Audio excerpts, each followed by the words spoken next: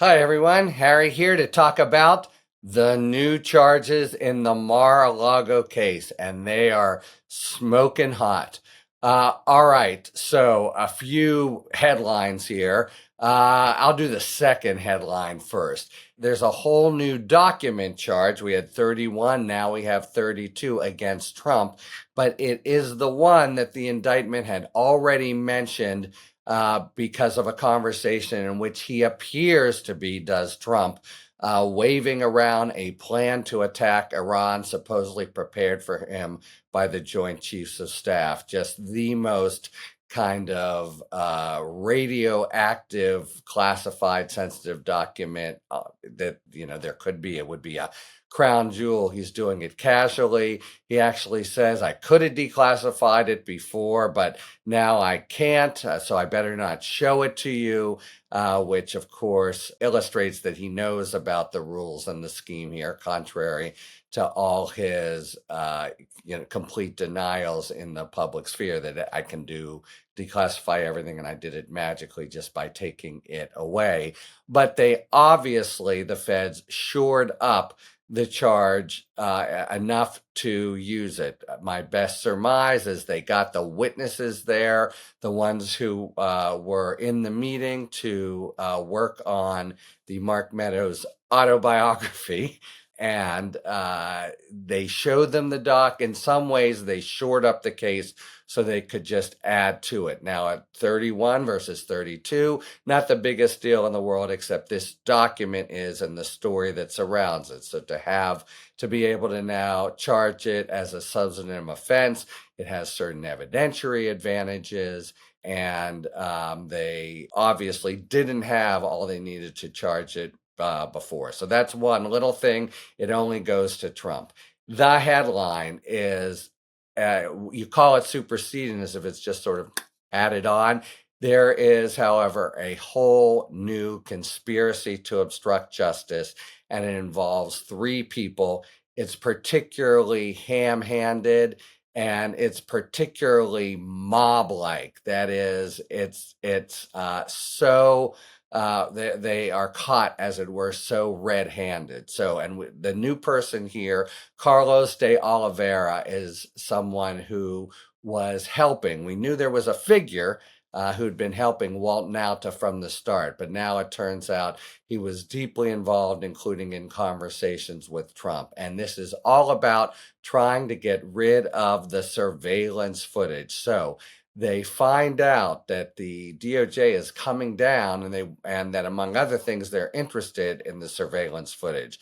And De Oliveira is the guy who, with Nauta, moves out 64 boxes and moves back in 30, and now realizes this is all caught on surveillance footage. I could be in big trouble. We all could be in big trouble. So first move, he goes to the guy who he thinks is in charge of it, a guy named Tavares, who looks to me like he's going to be an important witness at trial, and basically says, first in kind of hypothetical, very obvious style. How long do these tapes last? And how do is 45 days? Is there a way to, get rid of them? No, I don't think so. And then thereafter these series of meetings, phone calls. At one point, De Oliveira, and Nauta sort of go down this little sort of storage area where they can be hidden, and they talk about some things. There are phone conversations that we know were made, but they don't have the content. One includes from Trump to De Oliveira himself, and De Oliveira goes back to Tavares, the witness, and says, the boss wants this deleted. Stop for a second. Closing argument. You're making your big pitch about why Trump obviously knows what he's doing and knows that he can't do it and knows he's guilty of a crime. You write on the whiteboard in big capital letters, the boss wants it deleted.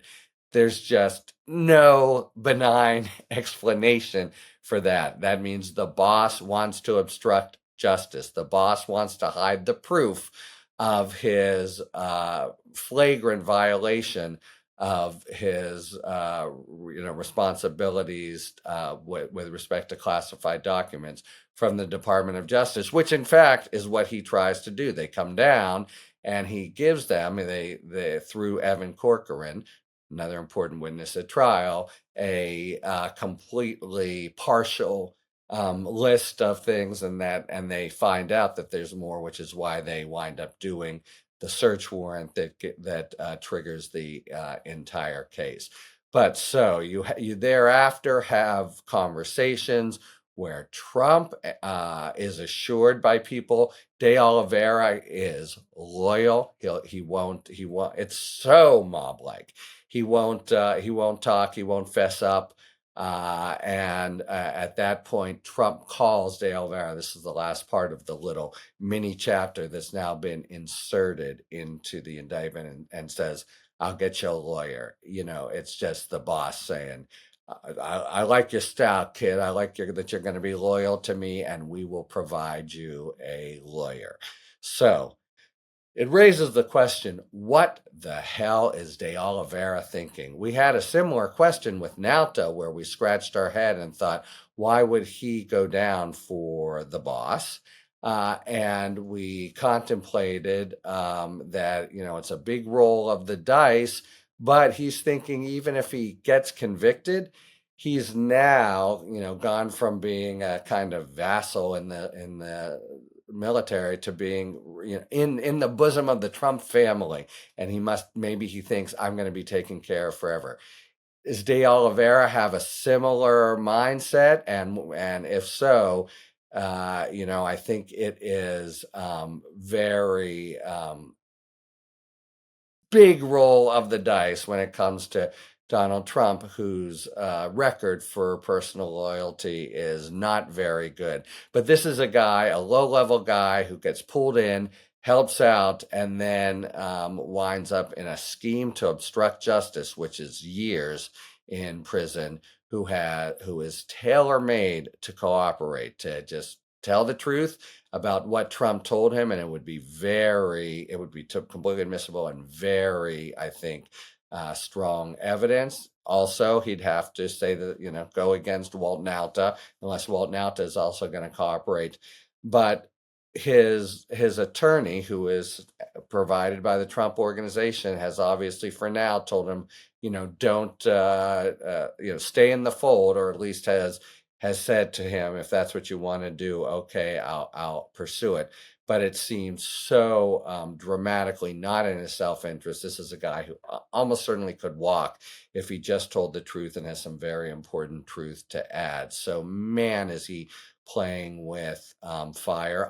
I'm sure that they tried to force him to cooperate, and there's some real downside here for the United States. Now we have a whole new lawyer. We already, when you sketched out the calendar, looked like we could well be flirting with, that's too weak a word, we could well be looking at going past November.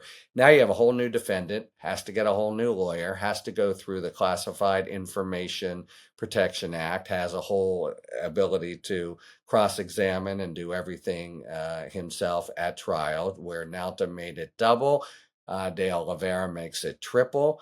But I think that the DOJ and Jack Smith said, you better if you don't cooperate, we're going to bring charges. De Oliveira said no, and boom, they brought the charges, even with the downside. I think it does make it more likely, distinctly, that this case won't be tried before November 2024, and maybe suggest that Smith is really focused on the case being tried before January 24, being the indictment for January 6th conduct, which we expect to happen within a matter of a few days, and certainly next week.